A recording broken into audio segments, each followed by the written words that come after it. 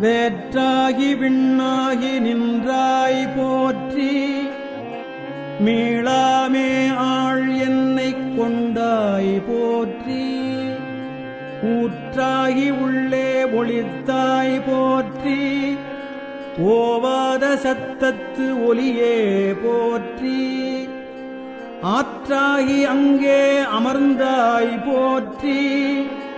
ஆரங்கம் நால்வேதம் ஆனாய் போற்றி. காற்றாகி எங்கும் கலந்தாய் போற்றி.